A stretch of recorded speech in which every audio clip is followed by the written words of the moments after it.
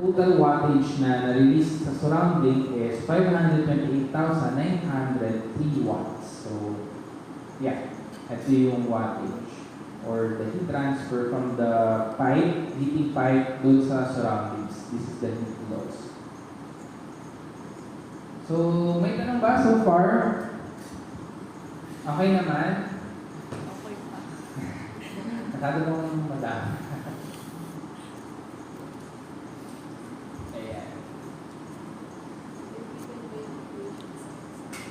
Oo, ginagawa na pala yung exam. Tapos, maglalagay naman ako ng cheat sheet.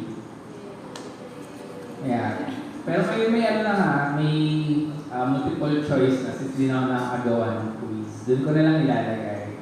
Tapos, enumeration din, tapos problem solving. So, tig-dalawa. Dalawa from fluid flow, tapos dalawa dito sa heat transfer.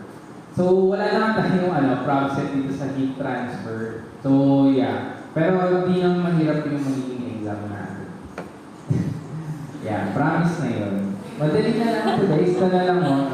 Nandito naman na lahat ng sample problem. So, makageto din yung magiging example. Hindi naman na. Yeah. Dito kasi mas plug and play na eh. Hindi katulad talaga nung mass and energy balancing na kailangan talaga ng critical thinking, yung understanding ng situation and everything. So dito mas plug and play na since nasa basic principles pa lang naman tayo ng heat flow, ng fluid flow. Yeah, kaya mas basic na. Yeah.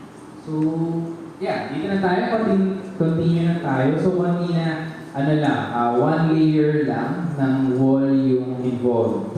So, paano naman pag multi-layered system? So, ganun pa rin, pero yung resistance niya ay mag-accumulate dito basically yung resistances nung bawat layer. So, we have, kunyari, first layer, second, and third. So, iba-iba yung kanyang thermal conductivity.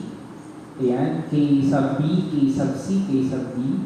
So, yan. Yun na lang din yung natin. B, C and D.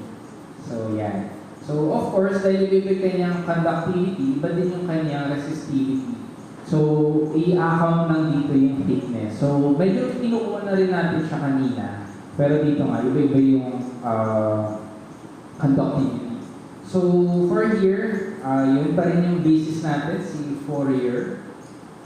Ang kanyang equation na negative KA dt over dx. So, this can be written as, or nire-write lang siya to be delta T change or the temperature gradient equal to the negative Q times the thickness over the conductivity times yung area.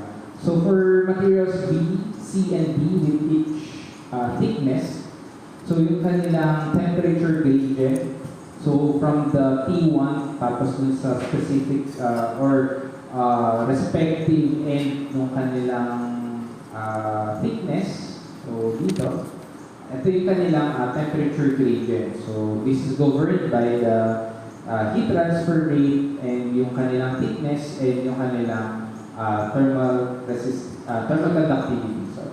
And of course, yung area. So, so dito, to continue natin yung equation. So, yun nga, from dito, yung delta T equal to negative Q times the thickness over the thermal conductivity times yung area. Ayan. Since iba-iba na yung kanilang thermal yung thickness nila, ayan. Then yung kanilang conductivity, yes. So we can just factor out yung Q over A since considering na pare-pares yung area nila. Pero ngayon, of course, same lang naman yung area. And yung heat transfer rate is just equal. So for the thermal resistance natin, we will be getting Q equal to T2 minus T1 or the temperature gradient over the yun, yung summation ng kanilang thermal resistivity based sa kanilang thermal conductivity area and different thickness. So yeah, yung heat transfer rate will be equal na nga dun sa change in temperature over the summation ng thermal resistivity ng tatlong layer na yun. So this is our equation. So for example, we have a cold storage wall composed of 15 centimeter thick concrete with thermal conductivity of 1.37 watt per meter degree Celsius.